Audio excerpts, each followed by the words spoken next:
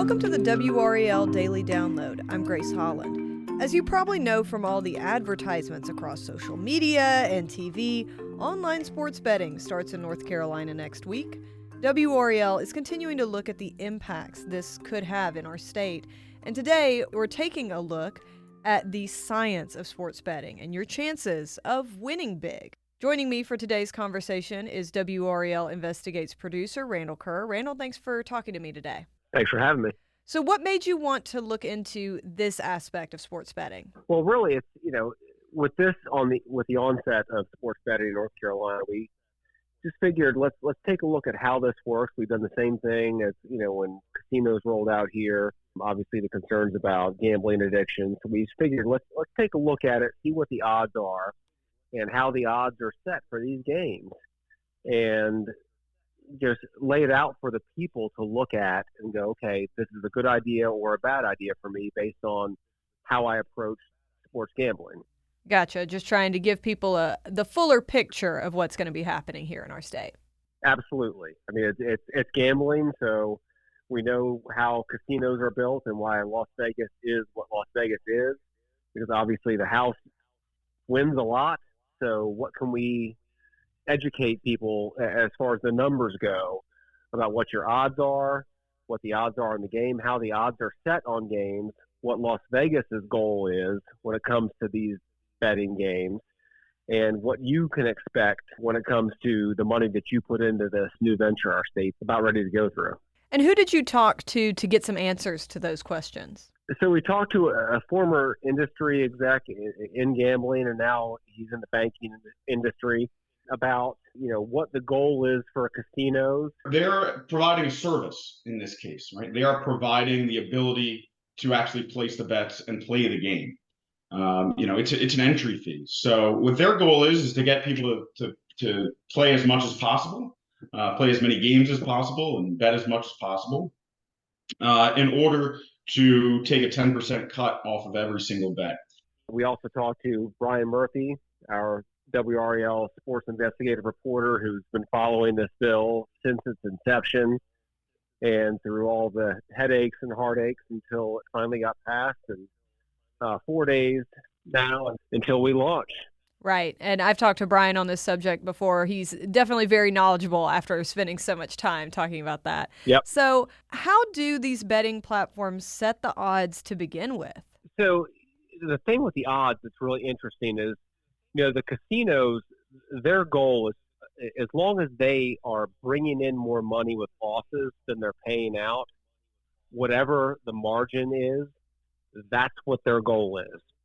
And they set the odds with the hopes of getting 50% of money on one side of the bet and 50% on the other. And if they can get close to that, they're going to make 10% of whatever the total bet is every time. Regardless of whether you win or lose, the sportsbook's taking that 10% cut, which is much, much higher than a game like blackjack, that's a 2%, baccarat, which is 2 to 3%. Other table games, even games like a video poker or video blackjack or any of those aren't going to be. The odds are generally not going to be tilted 10% in the casino's favor. So when you're betting on these games, you're not betting really against the casino.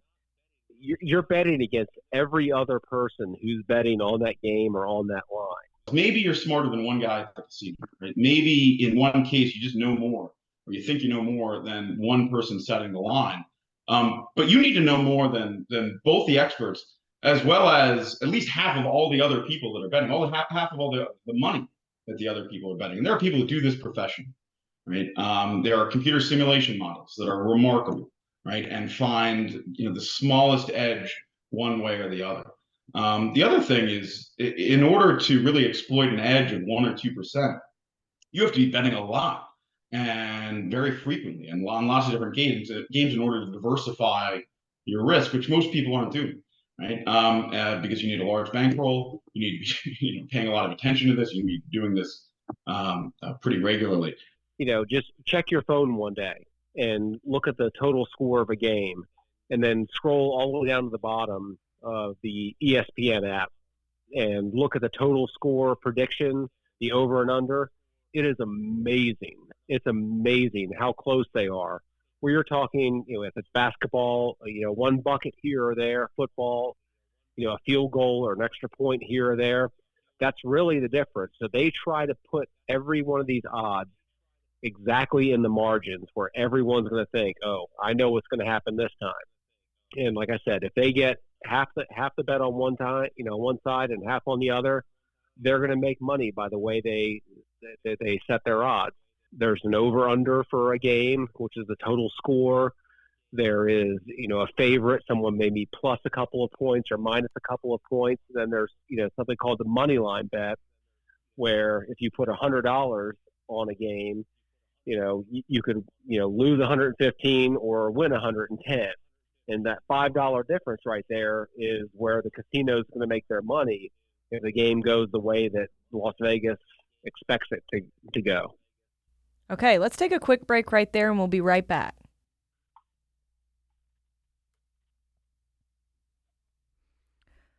Okay, so Randall, before the break, you were explaining how the math of this all works.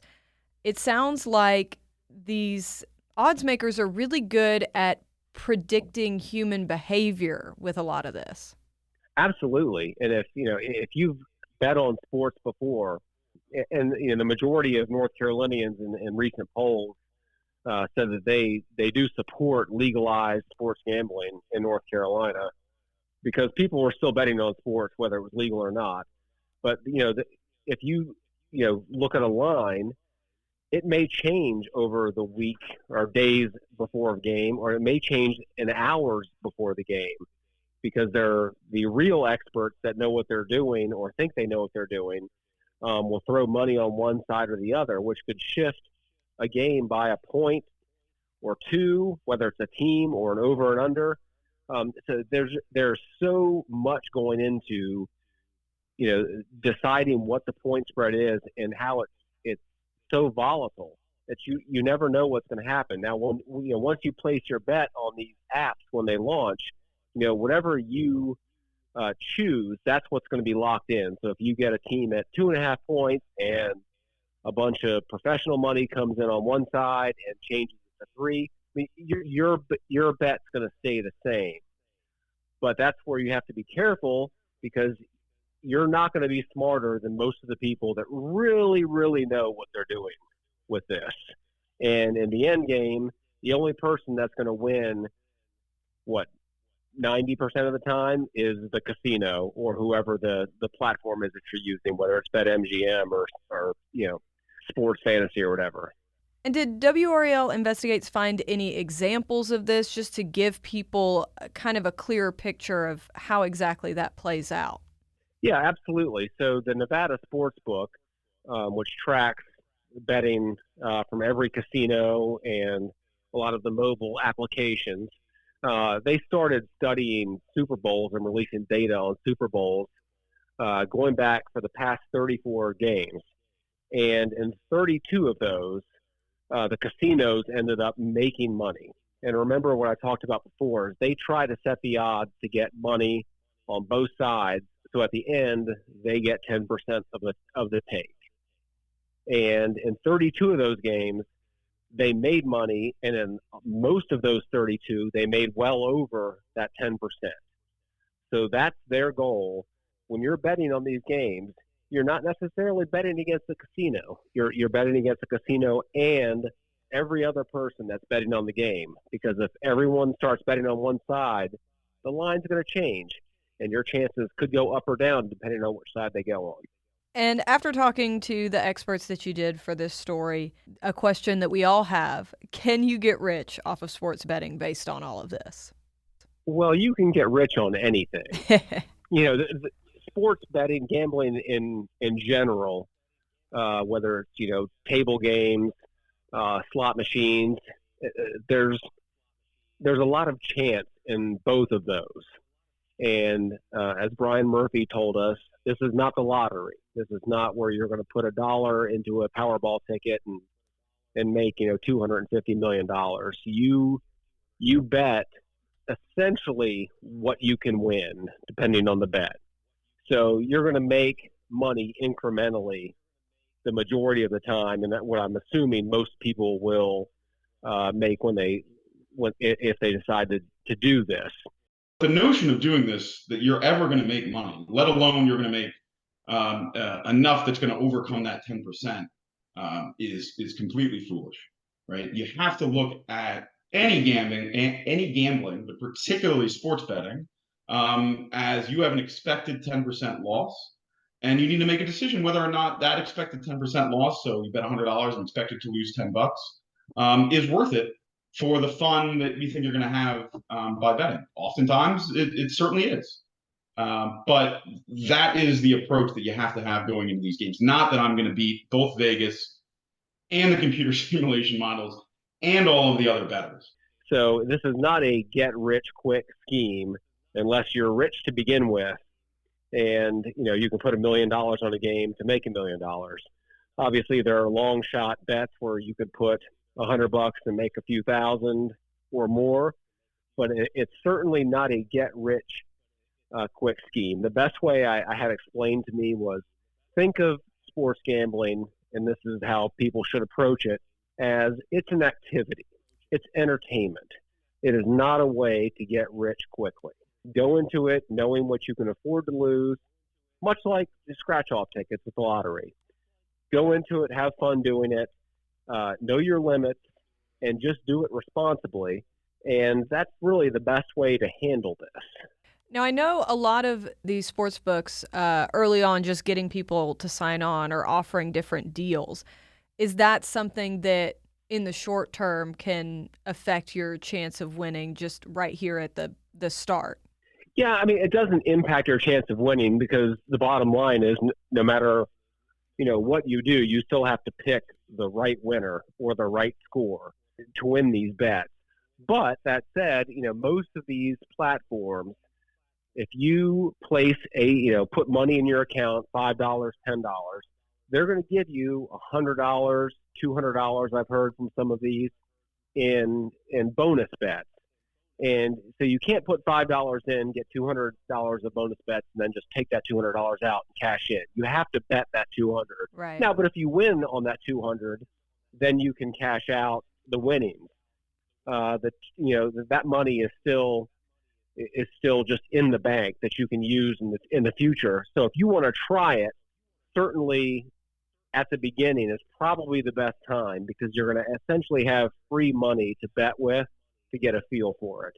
Not a guarantee you're going to win or lose, but at least it'll give you a decent lesson on how this works and what your odds really are at the end of the day.